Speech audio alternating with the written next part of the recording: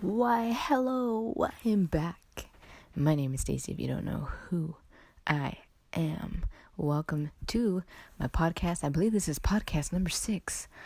And I am thankfully feeling a lot better than I was yesterday. If you didn't tune into yesterday's podcast, well, then you probably have no idea what I'm talking about. But yesterday, I started getting a little itchy throat. My sore throat. My throat was feeling a little sore. And, today it is feeling a lot better. This morning, I don't know if it happens all the time, but there are many times when you're feeling like you're going to catch a cold or you're getting a sore throat. And then you feel good at the end of the night. Like you feel like, okay, I beat this. But then the next morning you wake up and you're just like, oh my goodness. Like you don't feel terrible, but you feel like, I don't even know how to explain it. It's hard to explain, but that's how I felt this morning. Or like when you are sick and then you wake up in the morning feeling super stuffy and you just feel really icky. But then as the day goes on, you feel a lot better, right? Yesterday I took care of myself all day.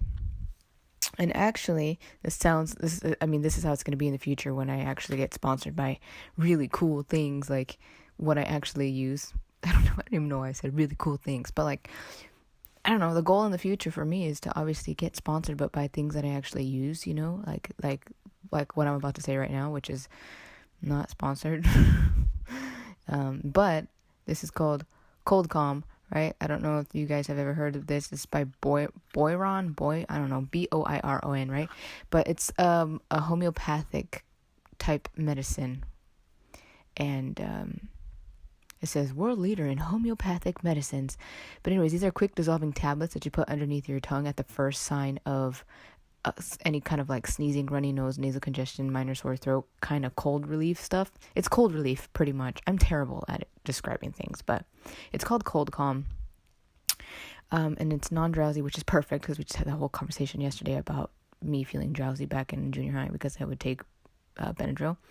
And it says no drug interaction. So this stuff, pretty much what you do is at the first sign of like a sore throat or whatever I just mentioned, sneezing, runny nose, all that, you take 2 tablets and you put them under your tongue, you let them dissolve, and then you do that every 15 minutes for 1 hour. And then after that, you dissolve 2 tablets under your tongue every 2 hours until your symptoms are like relieved or gone. And of course, that's for adults and children 3 years of age and older. Anyway, if you ever get this, I recommend it, at least right now. And the last time that I got sick, I completely forgot to take it. And so I was like, well, I'm still going to take some when I realized it. I didn't do it at the first signs, but today, and I didn't take it yesterday, which was silly because it was sitting right on my nightstand. And I thought about it last night at night, and I was like, oh man, I should have taken it. And then, but I knocked out before I even grabbed the box. So this morning when I seen it, I was like, ooh, I'm going to do this now. Cause I still had like, it wasn't like a prominent soreness, but it was still there. But it's like, you can tell when like it's starting to go away. So that's where I'm at. Like I could feel my throat, that part of my throat healing. So it doesn't hurt as much as yesterday. See, the thing is, like, I don't even want to say it hurt as much because it didn't hurt yesterday. It was just, I could just feel it coming on. But yes, obviously yesterday was more because it was a little bit more raw. But I've been taking these. I did take them. Now I'm on my 2-hour rest. So in 2 hours at 11 a.m. because anyway, doesn't matter. I'm going to take them, my other 2. But so far, I don't know, I think it works. So if you ever want to try that, it's good to have something like this, at least to just know and try it to see if it does work, so that the next time that you get a sore throat or you start feeling you're going to catch a cold, you take these right away and maybe it will help. I don't know.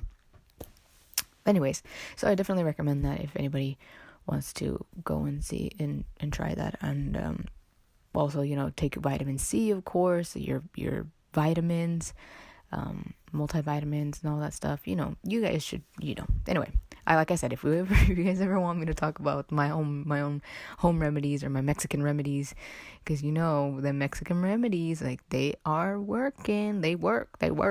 I will definitely make a segment on that or whatever, a podcast, or I could put it in a video. Anyway, I should make it in a video actually.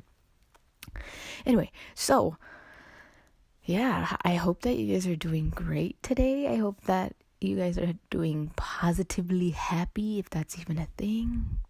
A thing that makes sense. Like, I do hope that you're being positive. You know what I've been into a lot lately? I've been kind of obsessed with this, is watching competitive eaters, and people that can eat a lot and just go about their day like, hey, nothing's going on. You know what I mean? Because I love to eat. I love eating. I love sweets. I love to eat my dessert before my meal, like my entree, and after as well. So I've got the biggest sweet tooth. Seriously, I do. I have a lot of it, and I have a lot of it. I do have a big sweet tooth, so I love anything like cupcakes, cake. I love ice cream. I love donuts. Oh my goodness. And that's why I mentioned it, because I have this giant craving for donuts. And I've been wanting to go to this donut place by my house called Painted Dough. It's close by, I should say. But it's called Painted Dough. A while back, they had this really bad rating, but so a lot of people, it was getting a lot of hate, but I guess, I don't know if they got a new owner or what happened, but they ended up getting their score higher, and a lot of people actually really like their donuts, because they're the kind of cool donuts that, they have like candy bars on top, or they're souped up, like they're like your donut on Hulk mode, And I've been wanting to go there. I've been wanting to go there for a long time, and I just haven't gone around to do it. Just like I have to go wash my car, and I haven't done it. But anyway, I stay home a lot anyway, so I don't really go anywhere. But before, man, I need to get back into the swing of things with like keeping my car clean and doing all that. I miss that. That's one thing that really helps me when I have like bouts of stress, when I'm feeling really stressful. Washing my car, going to the car place to wash my car. The car wash, where you can manually do it yourself, which is also not always a great idea, because you can like mess up your car, because so many people wash their car there, and some people are very inconsiderate, and they'll like leave the brushes on the floor, or use the brush or graze the brush against the floor or something, and they'll pick up like little rocks, and then the next time that you go to wash your car, you can scratch your car with the rocks. It's happened to me. Yes, it was very sad, and it was sad because for me, I should say, because I cherish my car so much, and my dad always taught me to take care of everything that I own, you know what I mean? And so for me to see that scratch, I was like, no, because my dad, with the things that he like owned or did, or his cars and everything, everything that he would clean up or restore or keep clean. Everything was just so pristine, and it was just well taken care of. And so he passed that on to me, and he always like made sure he drilled it into my head that, you take care of the things that you own, and you don't just waste your money like that, and, or pay for something, or use your hard-earned money from working hard to buy something that you really truly care about, and then just not really care about it and let it get scratched up or let it get worn out, or, you know what I mean? So soon, like obviously with time things wear out, but he always taught me to just take care of my things. And so I carry that deep into my heart. That's not what I wanted to say. I carry that to heart, I always carry that in my heart. And so I try my best to take care of the things that I own, and to the best of my ability, of course. Sometimes we do slip up and stuff, but so my car is like my little prized possession that is here with me in my garage. What the fuck am I talking about? I don't know. But like I treasure my car a lot, and I kind of don't want to give that title to my car anymore now that I think about it, that price possession, because my girlfriend is my price possession, and I love her so damn much. But the car itself, like I do love that car so much, and it just holds a great value to me. It's a value to me, and I love that. It's a sentimental value, I should say. And so when I did take it to the car wash, I ended up dinging the passenger door. Oh my gosh, I was so sad. I literally was so sad. I was like, no, because what happened was and this was all my fault, but at that I don't know if you guys have ever been or if you know what I'm talking about, but there's these like little cubby holes that you just go and you take your car, and they have the brushes for the tire, for the entire car, and the like water hoses and all this stuff. And so I tangled up whatever I was using. I don't know if it was the brush, I don't know, but I tangled it up with the little machine gun thingy that sprays out the wax and the soap and all that. I tangled that up because I was too fucking lazy to go and untangle it. I don't know what the hell happened to me, but I didn't go do that, which I should have, and I regret it so much. I should have gone to make sure that it didn't tangle up. And tangled up, I pulled it to try to untangle it. What a smart freaking move, Stacy. And the other little water thingy just got up, and it got pulled out, and then it like slammed right into my car, and I was like, oh, my heart hurt. It's like I hit my heart, right? So every time I look at that little ding on my car, I'm like, oh no, why did I just take that extra time to just go do it? See, this is what I mean. Like, when rushing rarely leads to anything good, and I was rushing to get this done. I don't know.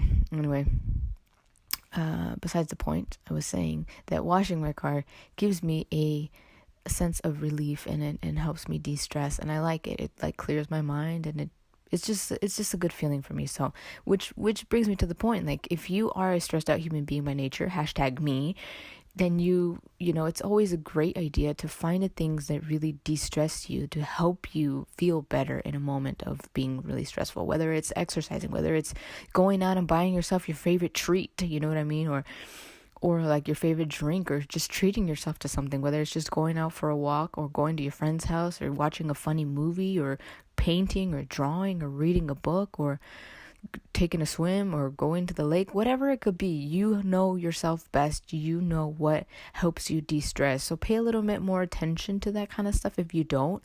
You know what I mean? It's always a big help.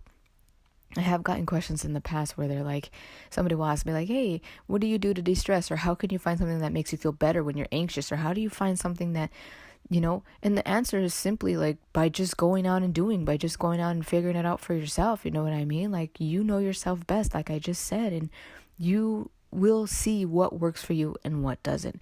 But you will only be able to find that out by actually going out and trying out these things. By trial and error, you will find out. Like, let's say that you try to go for a walk, but then you realize, this doesn't really do anything to me, this only stresses me out more, then you know that doesn't work for you. But if you go, like, I don't know, maybe you try lighting some sweet scented candles, or whatever kind of candles you like. You light some candles and you sit back and you relax and you read, and maybe that works for you.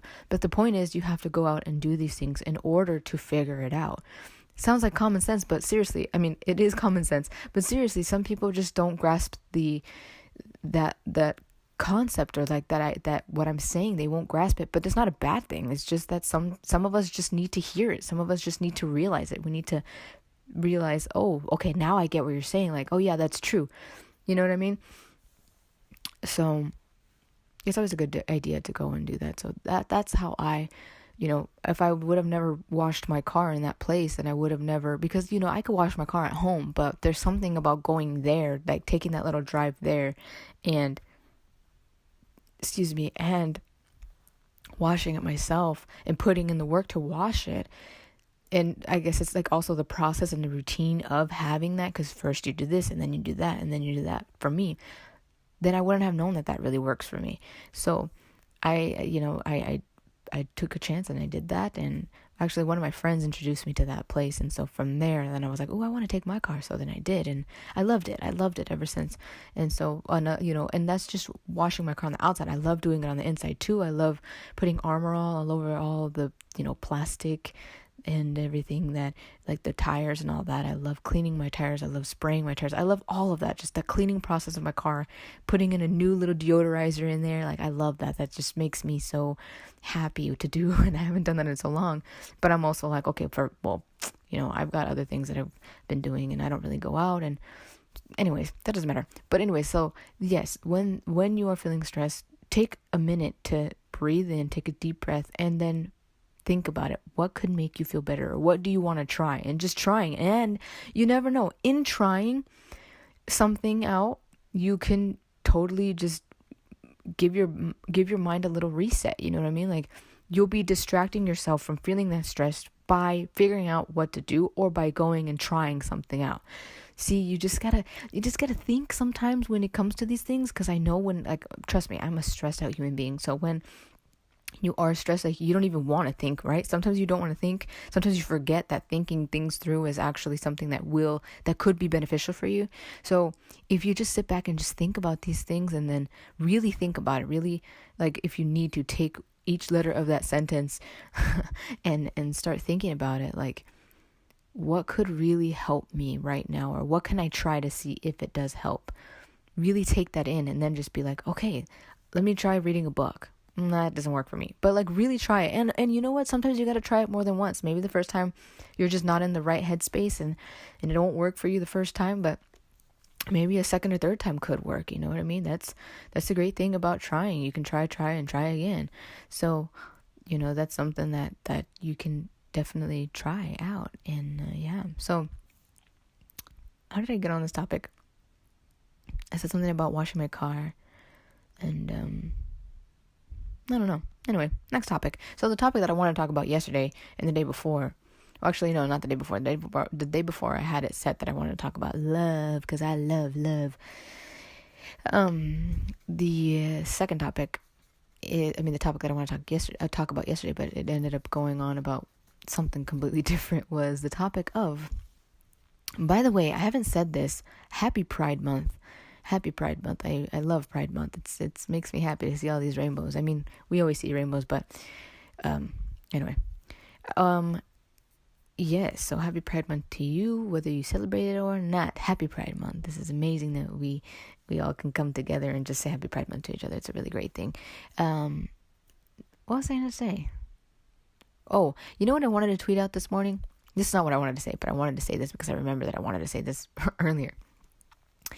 I wanted to tweet out that something like, whether you're gay or lesbian, or whether you're not, wait, what was it? Dang it, I forget.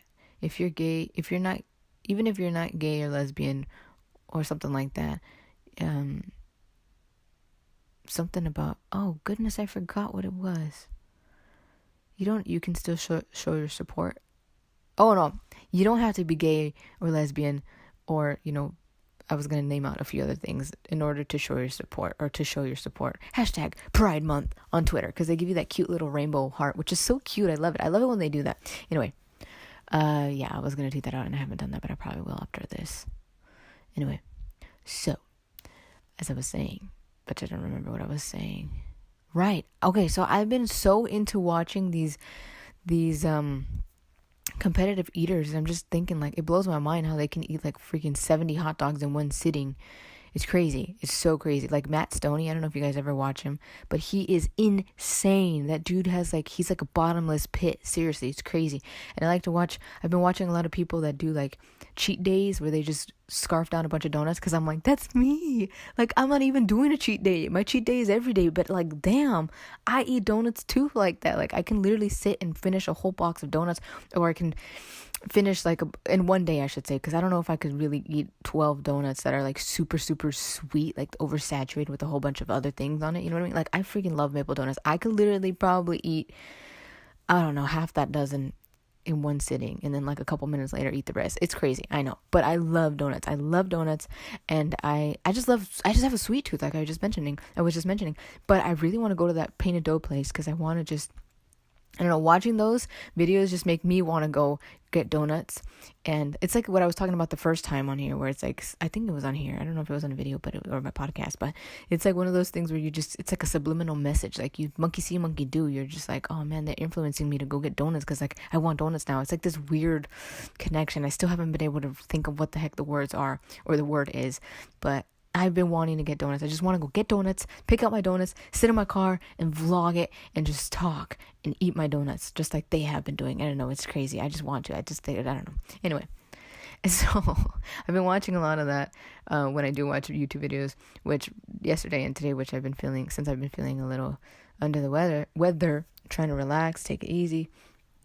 And so I watched a few videos and I'm just like, this is so cool.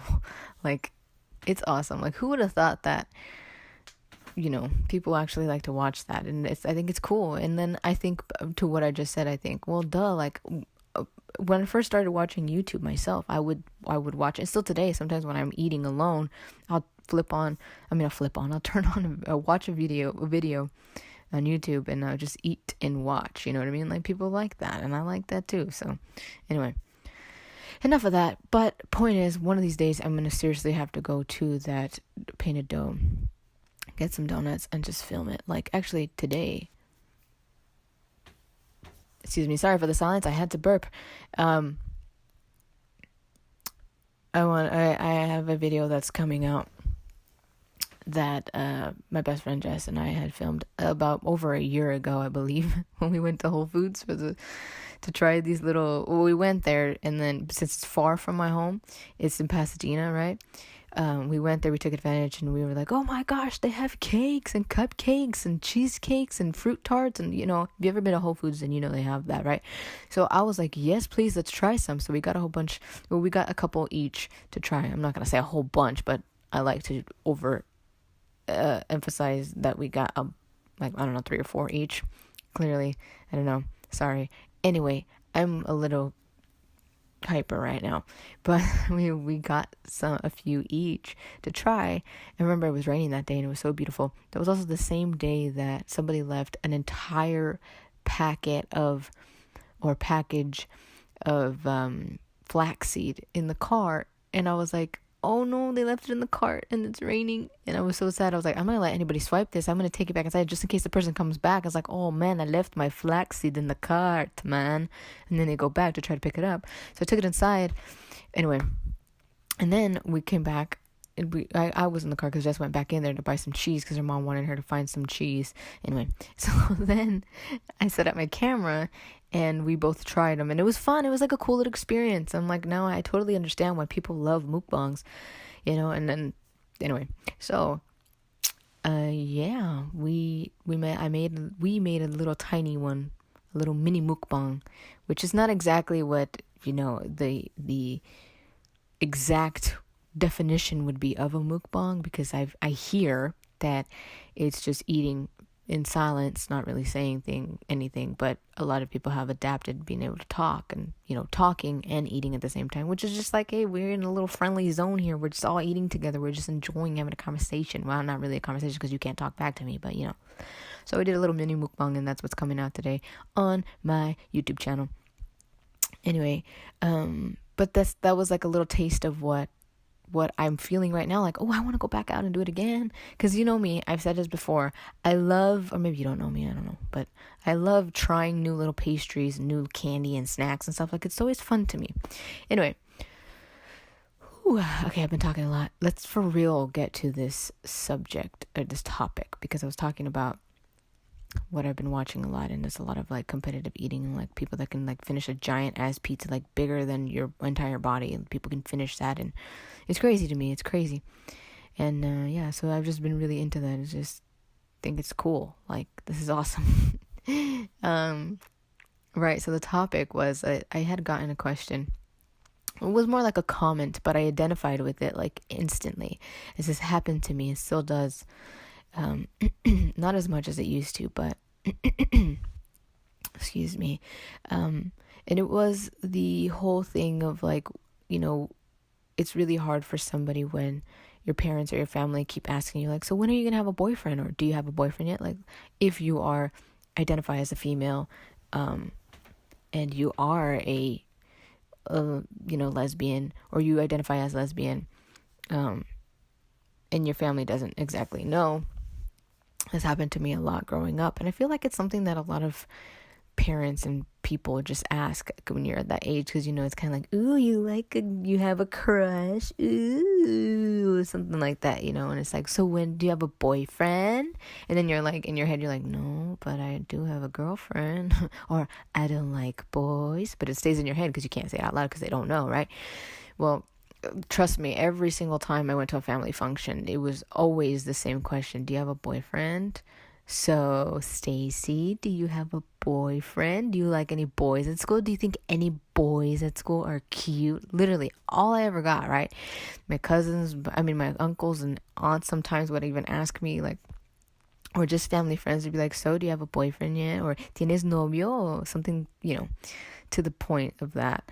And I would always be like, it got to, like, at first it'd be like, no. And then I was like, okay, please stop asking me this. Like, if it hasn't changed since last time, like, it's probably the same. Like, I would have told you, you probably would have known that if I had a boyfriend, or he probably would have been here, or, you know what I mean? And, and so it does get annoying. So I totally know what you're saying. I totally relate. It does get you feeling a little crappy because you're just like, man, like, no, I won't ever have a boyfriend because I'm gay, and I don't even know if you're ever going to ask me if I have a girlfriend, and that just makes me feel like you're not going to accept it, and you're not going to be accepting of it, and you know what I mean? Because everybody's so, like, it almost makes you feel like it's wrong, because if it wasn't wrong, like, this would be what you may be thinking back, you know, what I was thinking back then, or what you could be thinking now. Like, if you were, it's obviously wrong, because if it was right, you would ask me, do you have a boyfriend or a girlfriend, or do you have a girlfriend? You know what I mean? So you kind of get into that feeling of like, oh, you know, maybe you just second guess yourself, and you doubt yourself, and you just feel crappy sometimes, you know, and, you know, other times you're just like, it doesn't matter. But I think the one thing that really helped me was obviously just dealing with it. I had to deal with it because I was not out of the closet. And how do I expect people to know or to not say these things if I'm not out of the closet? You know what I mean? So that was one thing that, you know, as you go through these things, you start to realize a lot, and you start to discover a lot of things, and a lot of things start to make sense, and you start to understand things as you continue to live your life. And so for me, when somebody would say that, it would bug me, but I would realize, like, well, what do you expect them to ask when you don't say anything, or you don't speak up, or you don't say that you're gay, or no, but you have a girlfriend? Like, what can you do? You know what I mean? So it's kind of like one of those things. It's like, well, if you don't complain about it, if you're not going to do anything about it. But I understood that something that I just could not do at that moment was come out of the closet. So I made my bed, right? Which was, I'm not coming out of the closet right now. I'm not comfortable enough to do so. It's just not something I want to do right now. So I cannot complain about it, and I just got to deal with it. You know, the more that you get into this mentality of like, okay, they're going to ask me, and then as soon as I, you know, after they're done asking me, like, it's going to be over, like, I won't have to deal with it until maybe next time. So instead of seeing it as something like, as a complete drag, which I understand, I've been there, like, instead of thinking of it that way, instead of seeing it as such a negative thing, all you got to do is answer. And yeah, they might keep asking questions, but just be honest. Like, what are you doing? You're not lying. Like, you don't have a boyfriend. Like, what do you know what I mean? It would be worse if you were lying and you said, oh yeah, I do, but then you don't. Do you know what I mean? So it's like when people might ask you, like, oh, are you like gay, but you're bisexual? So then if you say, no, I'm not gay, you're technically not lying. You get what I'm saying? Like, I've gotten questions like that too. Like, somebody asked me, like, if somebody asks me if I'm gay and I say no, is that me lying because I'm bisexual? Well, the definition, when you put it, you know, like when you read the definition, no, you're not gay, because that is not the definition of gay. Bisexuality is not the definition of gay. Yes, people use gay as an umbrella term to be like, or, you know, I use gay all the time. Like, yeah, I'm gay. You know what I mean? But it's all up to however somebody sees it. So some people agree with that, some don't. Everybody's opinion is valid. You know what I mean? Like, we all got our opinions. We all have our opinions. And so when it comes to this stuff, like, just get through it, basically. Just get through it. Like, the more you dread it, the more it's going to be dreadful for you. The more you're going to feel the negative feelings, and the more that it's going to, what's the word? Like, the more you're just going to freaking hate being in that moment and hating that. Like, one thing that I have realized many times is the reason why I don't really like to go near, like, be around or go to functions and stuff like that, was back then, especially, it was because of that, because I knew that question was coming. I knew that they were going to start asking me questions, and I knew that I wasn't going to be able to, I knew I was going to feel like shit, because the truth is, no, I don't have a boyfriend. I don't think I will have one anytime soon, you know, like, you know what I mean? Like, it was just like, not that I don't think, like, I don't think because I'm gay, you know what I mean? I am gay, and my family doesn't know, and why should I be having to answer these questions? Like, why can't they just leave me alone? Was my biggest thing. Like, why can't they just leave me alone? And at that age, you're growing, you're growing into your skin, and a lot of things bug you, and you just want to be left alone for some of us. And for others, it's just like, yeah, we just shrug it off, like, nah, I ain't got a boyfriend. But then I started, you just figure yourself out, and you figure out what works. And what started working for me as well, with just being like, no, and just like getting it over with, answering it, and then just either changing the subject, but sometimes when you do change the subject, it's more noticeable. So just, be wary of that. But just let them ask. And then if they ask, like, you're just like, well, no, I'm just kind of focusing on myself and, my studying and my school, because, you know what I mean? Like, you are focusing on yourself, right? I mean, that's something that I would get how to get them off my back, because it's like, you're young, you know what I mean? I mean, well, if you are young and you can identify with that. If you're older, well, it's still the same thing. Like, no, I'm not in the mood to be in a relationship, or relationships are hard, or, you know what I mean? Just find what works for you. Again, find what works, find what is truthful to you. Like, if, you know what I mean? If the problem is like that you just can't you haven't been able to find a girlfriend, or you haven't found a girl that catches your eye, then you just say, nah, I haven't really, I don't know, how would you say it so that it doesn't, you really don't have to use a pronoun, but just, I haven't found anyone interesting. You can say that. I mean, I guess what do you think? Would it be if you were to say, well, nah, nobody's really interesting, like, or you could just say, nah, none of them are really interesting. You know what I mean? Like, as a whole, they're referring to boys, you're referring to boys as well, because you're saying, no, they're not interesting. But at the same time, you're telling your truth, that none of the girls that you have come across, which is also, when you refer to a group of girls, them, you know what I mean? So you can just find little tiny ways like that to really give yourself that peace of mind, and also not feel like you're like you're lying completely.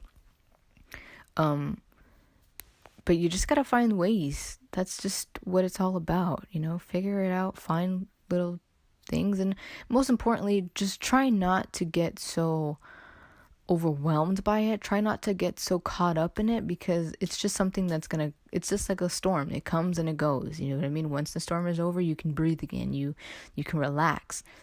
You don't have to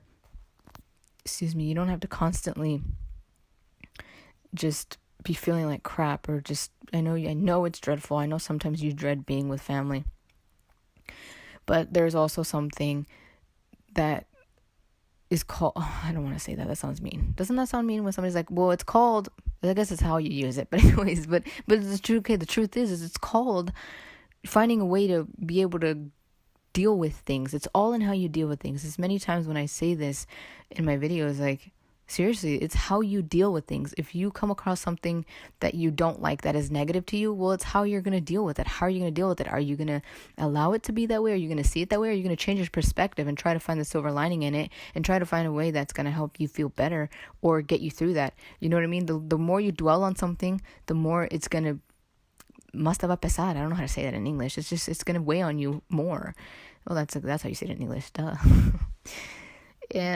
But if something happens and you're like, you know what, I know this is a shitty moment, but I'm going to make the best of it, and I'm going to figure out a way to just smile and keep going. Like, of course, everything's going to be better. So, that's something that's essential to you, and could very much help you. So, yeah, I mean, I know it sucks. I have sympathy for it. You know what I mean? I've been through it. But again, it's like practicing. It's like practicing. It's like a sport. If you want to get better at a sport, you're not going to get better at something by just doing it once. You have to continuously practice and improve on your skill.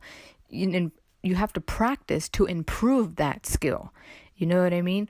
You have to keep at doing something over and over and over and over and over again. You think a guitarist who is just starting out is going to be able to go, shred the guitar for the first time? Like, maybe there's a genius out there who can do that, but no, your favorite guitarist probably took it just took them hours and hours and hours and hours and hours and hours and hours and hours and days and days and days and days and practice and practice and practice to have that amazing skill of shredding the guitar and playing the most beautiful tunes. You know what I mean? It's all common sense, but really some of us, including myself, and for many things, we just forget that that's what it takes. It takes hard work. Anything that is worth it, anything that you want to become better at, takes work. Coming out of the closet takes work. Learning to play guitar takes work. Getting better, it takes work. If you're feeling sick, well, what do you got to do? You got to put in the necessary nutrients, minerals, vitamins, supplements, medicine into your body to get better, because it takes work. You know what I mean? You're not going to just get better you won't get better faster by just sitting there in your misery, not taking anything. Like, if you don't take anything, of course it's going to take longer. Of course it's going to worsen. Is that a word? Worsen? It's going to worsen. You're going to get worse. But you know what I mean? Like, whatever you want so much, for example, let's say that you do want to come out of the closet. Well, a big step to doing that is to really learn to love yourself wholeheartedly, truthfully. Support yourself first. Accept yourself first. Show yourself what true unconditional love is. And understand that who you are is who you are. And it's not a bad thing. It's not an abnormal thing. It's a freaking great, amazing thing. And you should love yourself and be the first provider of that love for yourself.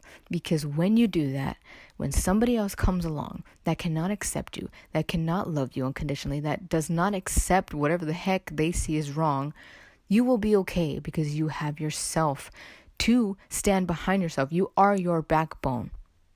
So when that person comes along, you can shrug them off and be like, you know what, that's fine, because I have myself and I have others around me who love me. And you will understand that that person is not going to affect you in a detrimental way. You know what I mean? But to get to that point, it takes work. To learn how to love yourself, it takes work. And I feel like many of us don't want to put in that work, or we find that work to be too hard, and we label it as too hard, and we don't want to do it. But when you don't put work into something, how do you expect yourself to get to that point? You know what I mean? It's just like when they say, like, things are not just going to fall in your lap. Like, money is not going to just fall into your lap if you don't put work into receiving that, or what's the word? Not receiving it, earning it. Like, you have to earn the money in order to get paid. You have to put in hours or work into something in order to get paid. Working out. People that want to be super like muscle, what do they call them? Muscle builders, oh my gosh, I'm pulling a blank right now. The guys that like get super jacked, like, you think that they got that jacked by just sitting there and just, you know what I mean? No, of course not. They put in work at the gym to bulk up, because your muscles is just not going to grow from just not doing anything. Like, you can lay flat on your bedroom floor for hours, but you're not going to gain amounts of muscle like that. Like, they put in work. Like, everything that you want that is valuable to you, that is worth it for you, you have to put in work for it. You know what I mean? Obviously, for some things, it's not going to be as much work, but for others, it's going to be a lot more work than you even thought it would be. But that is amazing, because at the end of the day, when you get there, at that point, when you finally get to that point where you were like, this is it, it's going to be worth it. And you're going to look back and you're going to be like, man, I'm so proud of myself that I put in the work and I did what I had to do to get to this level, to get to this area, or to get to this point. And it feels freaking amazing, and it feels good. And not only that, but it teaches you to respect the process, to respect hard work, to respect anybody else who's putting in work, to just respect the process. Did I say that already? To just have respect for it. And not only that, but it feels so good, because you're like, man, I fucking put in the work and I'm deserving of this. And it just makes everything far more amazing. And so I think when you sit back and you think about it, what you want out of life, or what you want right now, or a goal that you want to achieve, or something you want to accomplish, it's worth it to put in the hard work. And so when whatever you do your best and put your work into it. And it's okay if you fail. You just got to keep going. You know what I mean? How many people like that can draw have failed at a drawing or feel like they just messed up on the first drawing? But they don't stop. They do it again, and they keep doing it until they perfect whatever it is that they want to perfect, or they get whatever it is that they failed at the first time. You know what I mean? Your failures are part of the process and part of your journey. It's going to happen. We cannot just completely avoid it and then avoid failure, rejection, and expect to get to where we want to get to in life. That's not how it works, you know? And the earlier on that you can accept that, the better you're going to understand what it takes to get to where you want to get to. So embrace the failure. A while back, I actually heard something that I really liked. And it was something that this man said. He said, failure, don't look at failures as failure. Look at it as opportunity, or opportunities. I butchered it. Great. Well, there goes my little moment of inspirational quote. It was not of an inspirational quote. I don't know, you guys. Seriously, I have gotten to this point where I get so annoyed with myself sometimes because I'm just like I mentioned before in one of the other podcasts, I say something and then I correct myself. Like I'm literally on a iMessage just correcting myself with the asterisk sign. Anyway, it happens a lot, but it's like I tell you, like these podcasts are just kind of me just having a conversation. Like if you were on the other line, you'd just be hearing me talk. You know what I mean? I mean, obviously, if we could really talk, you would be talking back to me and I'd be answering back. But oh my gosh, my hand hurts. That was my freaking finger rubbing up against my phone. My hand is so sore, and so is my cheek from pressing up my phone up against my cheek. But one of these days, when maybe I'm on like my 100th podcast or something, I'll be able to have a setup in one of my offices. Listen to me. Oh my goodness, what do I think? I'm gonna become a billionaire this fast? No. When in maybe like I could have a film room, I don't know. I'll be able to have my setup for a podcast and have my cool little microphones and my headphones, and I'd just be like, "What's up, guys?" You're gonna hear me far more clear and crisper, which is I think the iPhone actually has, or this method of me recording this podcast has really clear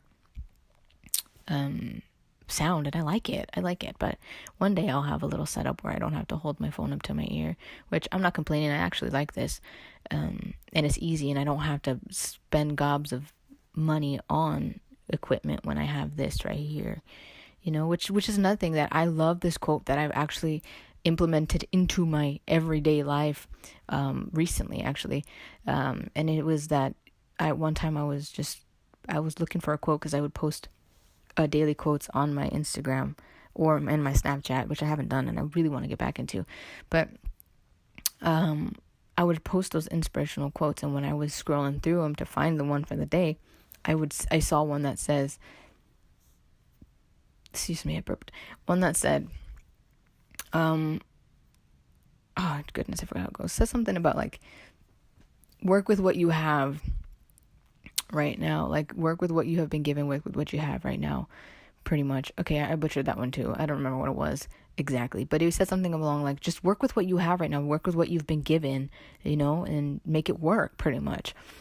And so that really touched my corazón and hit me right in the home of my heart, and the heart home. And I'm going to stop saying things like that, but because it just never makes sense. It's just how my mind thinks. Literally, my mind is just thinking about 400 different things.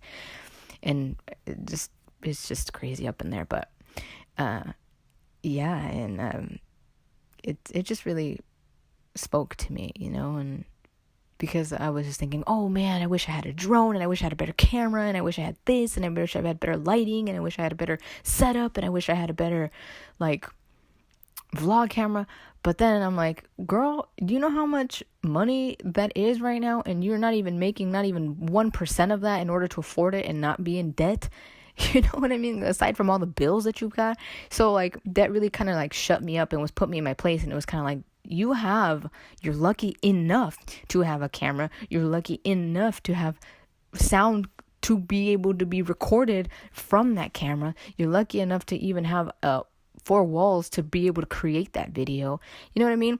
And so like, it kind of was just like, okay, you're right. Like eventually I know I will get to a point where I'm able to afford all of that and I'll be able to happily be recording on all that. But thankfully, and I should be, but it made me really be like, you know what? You should be grateful for what the hell you have right now, because at least you have something. There are people out there who want to do this and they don't have that. So, that's why whenever somebody asks me like, how should I, start a YouTube or where do I start? And I'm just like, well, you just start doing something. Pick up your phone and start recording on it. Pick up your laptop and start recording on it. And little by little, once you gain traction, which is, you still have to put a lot of hard work into it. Of course, you got to be consistent in work and just keep doing it and don't be too fancy about it. Once you start doing that and it picks up traction and you start making money, or you start saving up money or whatever it could be, then you can move on to the next step, which is buying another camera or buying a camera or doing this or doing that or better sound, whatever it is. But it's a process, it takes work. And so I just wanted to share that with you. That's something that kind of like slapped me upside the head and was like, girl, what the hell? You know that soon enough you will be able to get that. But right now, work with what you've got. Be grateful for what you have. And, all in good time. So, yeah, that is why I'm using my phone. And I do have a condenser mic, and I do have like microphones. I don't remember what the other one is called, but like microphones, like, you go and you, okay, it doesn't matter, but I do have microphones, but which is funny because the other microphone I'm talking about, that one I use for my other podcasts, and it's actually very it's good too, but I also have a pop filter for that. But that condenser mic, I don't know what the hell is wrong with that thing. That thing freaking sucks. I want to get a new one, but anyway. Of course, all in good time. So I'm thankful that I have my phone to be able to record these podcasts in, and the app is great. Anyway, so I think I'm gonna go now. I talk a lot, and if I continue to talk, you will be here for like 3 hours. So I'll save those hours to create more podcasts. But I do want to thank you so much for being here and listening to me blab on. Thank you for talking to me. What the hell, Stacy? Nobody's talking to you. Thank you for listening to me talk. And I hope that you enjoy these podcasts. I really do. I really do enjoy just sitting here and talking. Just talking my little life away. Talking my little heart out. I do. And I hope that you do at least gain some escapism from your everyday life if you're going through something, or just feel not alone and feel accompanied, or just, feel happy or feel better, or you just like to listen to it and it just gives you a little happy smile for the day. I hope that this provides that for you, and you feel like you're just talking to your friend. You're just having a conversation with your friend without you conversating back to me. That's not a word. Conversing back to me. Oh my gosh, that reminds me of this one time when I was in class in film school, and oh my goodness, this teacher just made me just hate the class so much because she was so rude. Oh wait, that was another teacher. But it was this casting director, right? And for that class, we had to get up and we had to pitch something. I don't know what it was. But the word that, because sometimes I have a lot of trouble with words. We're all freaking human. We have some kind of something that goes on, like a flaw, or it's not everybody knows how to pronounce every fucking word properly every single time. Maybe there's some genius out there that probably does, I don't know, but the average human being will get stuck on a word, will say something wrong, you know what I mean, at one point. So when I went in there when I went up to pitch, I guess, my project, I don't remember what it was exactly, this casting director was there, and was in the freaking damn class that I hated because of the teacher. What was I saying? I went up, and what was the word? Oh, great. I cannot tell the story and not remember the word. But still to this day, it makes me feel very, I don't even know what the word would be, like sad or like self-conscious. I feel self-conscious when I say this word, but I can't remember what the fucking word was. It was, charismatic, right? And I said charismatic, which saying it now, like I'm telling you, I get so self-conscious with it. So sometimes I just stay away from saying that word. But I said something like, oh, this person is very, or I don't know what it was. So I can't really tell you what it was because I don't remember it. But I said this person is very charismatic, right? And so the casting director looks at me and says, charismatic. That's the word. Or she says something like that. And she just said it so rude. And I was like, ow. Like, girl, give me a break. Like, you've never flubbed on a word before. But just the way that she said it was really, really rude. It was just sad. And, like, I don't know. Anyway, I just wanted to tell you that. So, every time I think of charismatic, I think of that. So, see, at this point right now, when I'm saying that, I don't even remember which one is the right word. I think it's charismatic. And I said charismatic. Anyways, that's so cringy. I don't want to talk about this anymore. I feel so self-conscious right now. But anyways, if you are somebody who has ever been corrected like that, or has, like, in a very, very rude manner, I feel for you. And don't worry, I fuck up all the time, as you can tell by this podcast. And anyway, with that being said, I am going to go now. Thank you again and again, for being here, for listening to me, and I'll talk to you in the next podcast. I hope that you enjoy the rest of your day or your night, and thank you again. And remember, if there is one thing that I want to call to mind, there are actually 3. No matter the highs or lows, always be sure, always be certain to do good, be grateful, and stay humble. Bye.